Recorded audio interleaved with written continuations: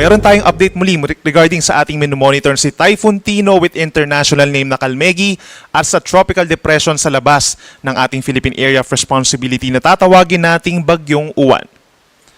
Huling namata nitong si Typhoon Tino kaninang alas 4 ng hapon, 330 kilometers east-northeast ng Kalayaan Islands dito po sa may West Philippine Sea sa Palawan. Ito ay nasa kalagitnaan ng ating karagatan at nagdadala pa rin ng mga pag-ulan at mga pabugso-bugsong hangin dito po sa lalawigan ng Palawan. Other areas pa ng ating bansa apektado ng buntot o yung trough nitong si Bagyong Tino. So expect pa rin natin ngayong hapon hanggang bukas ng madaling araw, mataas pa rin ang tsansa ng mga kalat lamang na ulan sa may Cagayan Valley or mainland Cagayan Valley, Cordillera Region, Ilocos Region, Central Luzon, Metro Manila, Calabarzon, sa natitirang bahagi rin po ng Mimaropa, Western Visayas, Negros Island Region, hanggang dito sa may Zamboanga Peninsula, Basilan at Tawi-Tawi. Mag-ingat pa rin sa paminsan-minsan mga pagulan na nagdudulot ng mga pagbaha at pagguho ng lupa.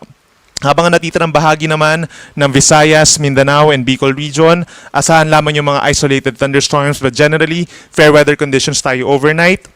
Dito sa bandang Batanes and Babuyan Islands, andyan pa rin ang epekto ng amihan or northeast monsoon. So hindi pa rin siya bumababa, nandun lamang siya sa may extreme northern Luzon na nagdadala ng makulimlim at may kalamigang panahon na may mga light to moderate rains. Base po sa pinakahuling track ng Pag-asa, inaasahang kikilos itong si Bagyong Tino, papalayo pa rin ang ating kalupaan at lalabas ng ating area of responsibility either mamayang hating gabi or bukas ng madaling araw, moving west-northwest papunta ng central portion of Vietnam. Sa ngayon po nakataas pa rin ang Tropical Cyclone Wind Signal number 2 dito sa may Kalayaan Group of Islands sa mga isla po na sakop ng Pilipinas. Meron na naman tayong Signal number 1 sa natitirang bahagi ng Palawan at sa lalawigan po ng Occidental Mindoro. So ibig sabihin, pabugso-bugso pa rin yung hangin na mararamdaman ng ating mga kababayan sa mga probinsyang ito sa mga susunod na oras. Meron din tayong strong to gale force gusts in the next 2 days sa ilang parte po ng Luzon. Kabilang na dyan ng Batanes by tomorrow, Babuyan Islands, Ilocos Norte, Pangasinan, Zambales, Occidental Mindoro, and Palawan. At pagsapit ng Friday, November 7, sa Batanes and Babuyan Islands dahil naman sa amihan. Pagdating naman po sa storm surge warning or sa daluyong ng bagyo, aasahan na lamang yung 1 to 2 meters na daluyong in some coastal communities. Dito sa may northern and central portion of Palawan, posibleng mawala na rin yung babala sa daluyong pagsapit po bukas paglabas ng PAR ng bagyo. At yung weather advisory natin, nakafocus na lamang dito sa may Palawan. Dahil kay Bagyong Tino, possible pa rin po yung 50 to 100 mm sa dami ng ulan. Paminsan-minsan lumalakas pa rin po ito hanggang bukas ng hapon. Update naman dun sa ating monitor na isa pang bagyo sa labas ng ating PAR. Ito po ay malayo pa sa ating kalupaan. Nasa south of Guam, 1,870 kilometers east of northeastern Mindanao. Taglay pa rin ang hangin na 55 kph malapit sa gitna at may pagbugso hanggang 70 kilometers per hour at halos po hindi kumikilos dun sa kanyang kinalalagyan in the last few hours. Sa ngayon din po, kung mapapansin natin, wala namang direktang epekto itong tropical depression sa alinmang panig pa ng ating bansa dahil napakalayo pa nito. Base pa rin sa pinakahuling track ng Pag-asa, inaasahan pa rin ang unti-unting paglakas ng bagyo sa mga susunod na araw. So from today, up until Friday, mabagal pa rin yung pagkilos niya, pero possibly by Friday po, lalakas pa ito bilang isang typhoon dahil sa mainit na karagatang Pasipiko. Pagsapit po ng Friday evening or Saturday ng umaga, papasok na ito ng ating Philippine Area of Responsibility at papangalanan natin na Bagyong Uwan. Si Uwan po yung magiging pangalawang bagyo for the month of November at kung mapapansin natin over this coming weekend, aasahan natin yung movement niya west-northwest. So habang ka-level po siya ng Bicol or Northern Samar, pagsapit po ng Sabado, aangat ito ng bahagya at approaching pa rin dito sa may Northern and Central Luzon base sa pinakahuling track po ng Pag-asa. Kung mapapansin din natin, pagpasok niya ng PAR, lalakas pa ito bilang isang super typhoon. So nasa around 185 to 195 kilometers per hour po yung taglay na hangin nito. Marami nagtatanong, bakit ano yung magiging epekto nitong Bagyong Uwan dun sa amihan and vice versa? Ano yung effect ng amihan dun sa bagyo? So nakikita natin, paglapit dito sa may Northern and Central Luzon, Possible po na magkaroon ng surge ng northeast monsoon or hanging amihan, posibleng ma-enhance ito. So maraming lugar dito sa may northern Luzon na magkakaroon ng mas maraming mga pag-ulan kumpara po sa normal. At sa pagpasok ng malamig na amihan at paglapit ng bagyo dito sa may kalupaan, posible siyang mapanatili yung kanyang lakas or unti-unting humihina. So nandyan yung factor din na magkakaroon ng interaction sa kalupaan. So sa paglapit pa lang niya sa kalupaan, dun pa lamang siya posibleng manatili as a super typhoon at magsisimulang humina afterwards. Pero habang binabagtas po niya itong Pacific Ocean and Philippine Sea, inaasahan talaga na lalakas pa rin po siya at magkakaroon nga ng effect, hindi lang dito sa may northern and central Luzon, kundi sa malaking bahagi po ng Luzon. Sa ngayon kasi, hindi pa kalakihan o hindi pa ganun kalawak po yung radius na tinatawag nitong si bagyong tatawagin nating Uwan. Habang lumalakas po siya at lumalapit sa ating kalupaan, posibleng mas malawak po ito. So, kung mapapansin din natin, ito yung tinatawag na cone of probability.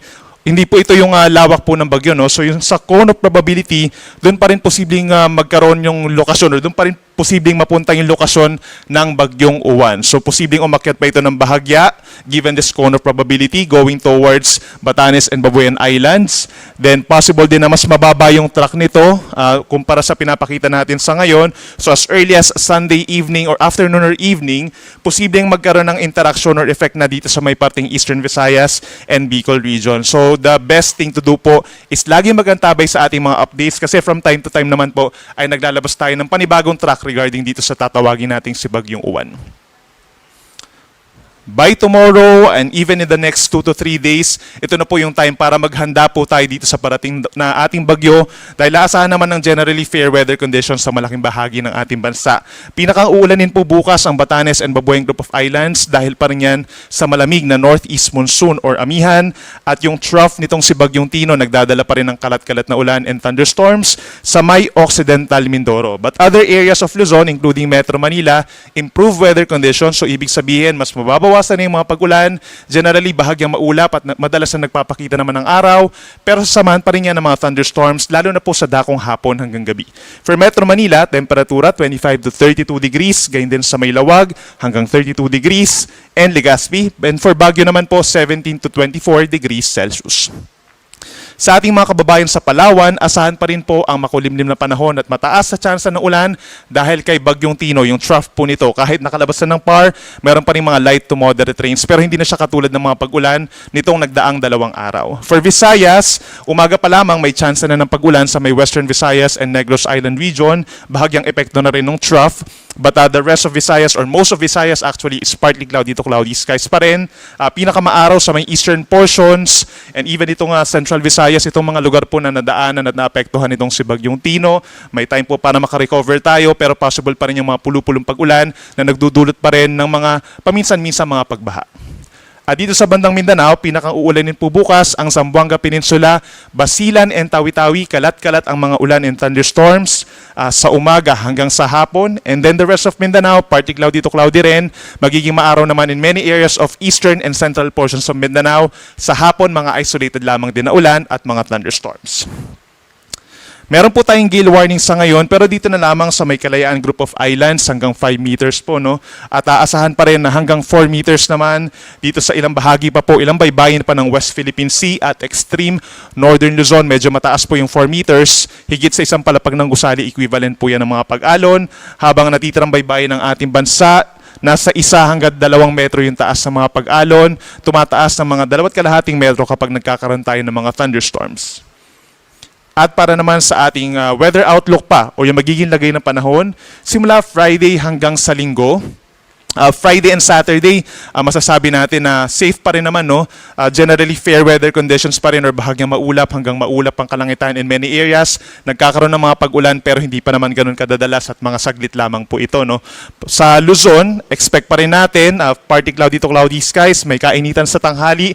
Pagsapit ng Linggo, ito yung time kung saan lumalapit na po itong si Bagyong Uwan, no? So yung pinakang uulanin ng mga lugar, itong Cagayan Valley, Aurora, Quezon, down to Bicol region, yung mga nasa eastern sides na pinakamalapit sa bagyo, dumadalas ang mga pag-ulan. So make sure po na mag-ingat sa mga banta ng baha at landslides. Again, Friday and Saturday is the best time po to prepare yung malalakas na hangin at ulan dulot ng paparating na Bagyong Uwan. Para naman po sa Visayas, aasahan din po ang fair weather conditions, madalas na magiging maaraw at mainit nga lang pagsapit po ng Friday and Saturday. Then pagsapit po ng Linggo, lumalamig na yung panahon no, at nagkakaroon din ng mataas na tsansa ng ulan dito sa may eastern portion of Visayas. Aasahan din yung mga kalat-kalat na ulan and thunderstorms. Mag-ingat din po sa banta ng baha at pagguho ng lupa dahil dun yung area sa pinakamalapit po dito sa paparating na bagyong uwan. Para naman po sa Mindanao, Friday and Saturday, asahan din, katulad sa malaking bahagi ng bansa, ang fair weather conditions, bahagyang maulap, madalas maaraw sa umaga hanggang tanghali, mainit dito sa may Metro Davao hanggang 34 degrees Celsius, ganyan din sa ilang mga syudad po dito sa may Kamindanaoan, at pagsapit ng hapon hanggang gabi, nagkakaroon pa rin ng mga thunderstorms na pulo-pulo lamang, 1 to 2 hours. Pagsapit ng Linggo, ilang lugar dito sa may Zamboanga Peninsula, Bangsamoro Region, Siocsagen, magiging maulan dahil dun sa buntot o yung trough na tinatawag nitong si Bagyong Uwan. The rest of Mindanao, partly cloudy to cloudy skies pa rin at may tsansa ng mga pulupulong pag-ulan.